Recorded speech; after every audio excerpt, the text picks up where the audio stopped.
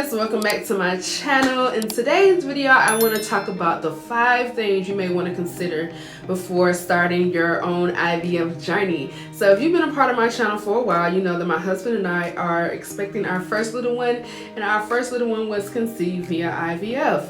And so now that I have been on this journey, I want to kind of share with you guys some of the things that I've learned, some of the things I wish I would have considered, in hopes that it will better equip you for your own journey. There's natural cycle IVF.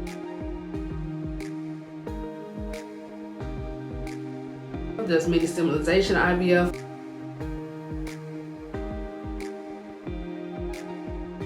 And what I've titled full-blown IVF.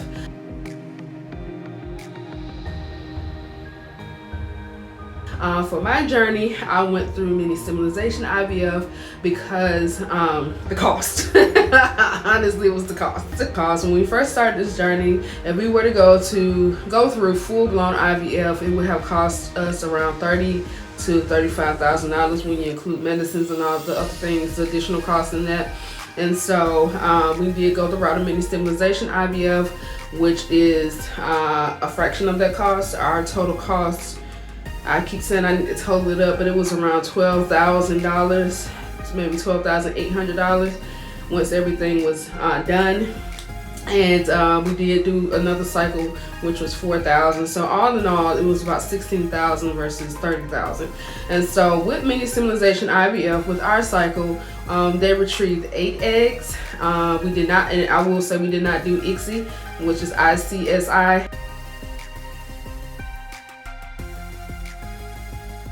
They retrieved 8 eggs from me, 4 of which fertilized, and only 2 made it to blastocysts.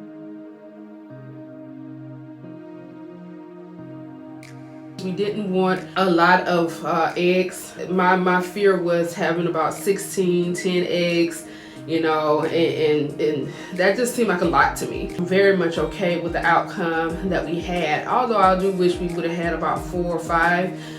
Because again, at the beginning stages of IVF, you kind of, well, me personally, I kind of thought that IVF was a one-time fix-all situation. I was fine with the possibility of having 2 kids. On my journey, you know that our first transfer did not stick, and so we were only left with 1. Consider everything. Definitely speak with your doctor about your concerns, and don't be afraid to ask questions in that area too. When I first went into this journey, I was not aware how expensive the medicine was, and so we were already hit with the $11,000 whatever bill for the egg retrieval in our first transfer, and so that was already a stretch for us. We just had some things that kind of fell in line that made IVF at this point in our lives like feasible, but when the cost of medicine came along, my insurance paid for some of it, but most of it no. And so consider the cost. I don't know where you may be with your job, but I also consider jobs that have insurance that pay for IVF. I know Amazon is one, Walmart I believe as well. They don't pay for it in its totality, but they offer, I think, about $15,000 the last time I checked for IVF, and other jobs as well. So depending on where you're at in your career, you may want to consider trying to go to a field that has insurance that will pay for IVF. And because this is a big dent, if you're going full-blown IVF, the cost starts at $30,000. That is a year's worth of salary for some people, and so it is definitely very expensive if you're paying out of pocket. So my encouragement is to maybe consider having a part-time job or changing a career for a moment of time to have a job that pays for IVF treatments as well as the medicine. And also, because you don't know if the first one will stick, unfortunately. For my clinic, the second round of IVF was $4,500, I believe. So it was around between $4,000 and $4,500. And so that was a big hit for us. We have a business outside of all of this. And so things were happening with our business, and that took a big chunk of our reserves. And it was just a lot, you know, when this journey itself is a lot, and to add on the financial strain really drags you down. And so you really want to crunch the numbers and see how far you can go with this journey, because the first one unfortunately may not stick. How far can you afford to go into this journey comfortably? I went into this journey completely naive, completely just blindsided by how emotional this journey is. And so my encouragement to you is to consider your support group, even if it's not family, a good network of friends, or maybe joining some communities that have been through this process, where you feel free to ask questions, where people will know about some of the things that you're talking about. Because if you reach out to friends and family, unfortunately, a lot of them do not know what this process entails. If you have people that understand this journey, that understand this walk, they can better speak to some of the things that you're dealing with. People that have not been down this journey, unfortunately, are not aware of how powerful their words are. And unfortunately, it creates a lot of hurt when it's already a rather weighty journey anyway.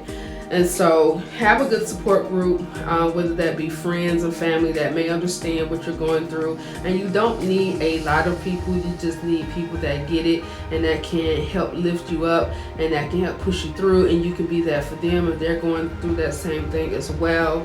My only encouragement is to not is to not be on a part of groups where there's a lot of heavy emotion. Unfortunately, that was my thing when I first started this journey. I was in a lot of groups, and unfortunately you're exposed to all that comes with this. And that's why I say you don't need a lot of people. You just need about 1 or 2 or 3 maybe that can walk with you along with this process, that understands it. Either they're on the other side of it or they're going through it themselves. Because a lot of I'm very empathic or highly emotional, and so when I am a part of these groups, I'm reading about people that are experiencing loss, and it really hurts me to my core. It really made me depressed and weighed down, like in the beginning stages of this process, because I just felt like there was no hope, because I was exposing myself to everyone's journey and everyone's pain. And I understand women need a place to just blah. That you have to guard your emotional well-being in this journey. Know your threshold. Know where you have to say, I can't be exposed to this much at this time of my life. And so I'm gonna leave it there. There was a lot of things we just did not know in this journey. We didn't know how heavy this would weigh on our marriage. We kind of dealt with our own pain differently. I will say that I learned more about my spouse through this journey. Talk about everything that this journey entails. And if you feel so led to look at maybe someone else's IVF journey, there's plenty of journeys on YouTube. And so I would encourage you guys to look at some other journeys and to really talk to each other about this, what you expect from your spouse from this. I think that we kind of just went in this and we just did things. We just did the shots, we just did the medicine, we just did the retrieval, we just did things. And the whole time I'm watching my husband kind of break apart. And it was hard for me to see him do that, because I'm breaking apart myself. When I first transferred in stick, I remember calling him at work, and he told me some months later that he had a breakdown and I didn't even know. And so just be in tune with one another. I think that's what I'm really trying to say. Do not just go along with the flow on this journey. That is one of the biggest things that I wish I would have considered earlier on. I was just trusting people that had degrees, and no one knows your body like you. Learn all you can about this journey. If you're someone that struggles with endometriosis, the only thing I can speak to is what I know. Learn about all of your options before doing your first transfer. Learn, like for me, I had a laparoscopy last year, and I thought I was good to go with my first transfer. However, once I had a hysteroscopy this year, which was before my second transfer, there was some tissue in my uterine lining. And so that is what probably prevented my first transfer from sticking. I will never know because I did not get my first embryo PGT tested.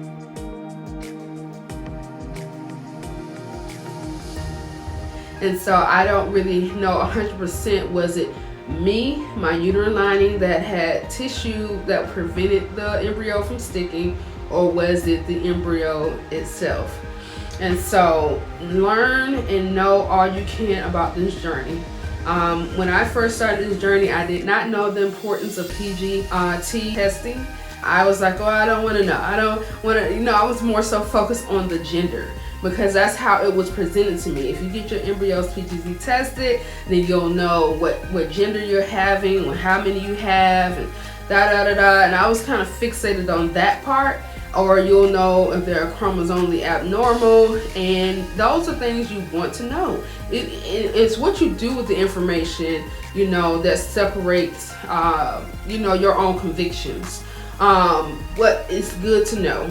I wish I would have did that earlier on. I just I don't want to know and be surprised, and I was kind of like, oh, well, cloud 9 IVF is gonna be a one-time fix-all. I was on that cloud, on that tip. And so my fifth, the one that I can push the hardest, is do not be afraid to ask questions. Do not just go along with the flow, but definitely speak over everything with your doctors. Do not be afraid to ask questions pertaining to medicines. Do not be afraid to ask questions about your protocol. If your first transfer did not work, do not be afraid to ask why it didn't work and what can we change on the second protocol for it to work, if anything. What are some suggestions that you can consider on your second one? And that is all I have for you in this video. Please leave any comments or questions you have below, or feel free to DM me on IG. Until next time, peace.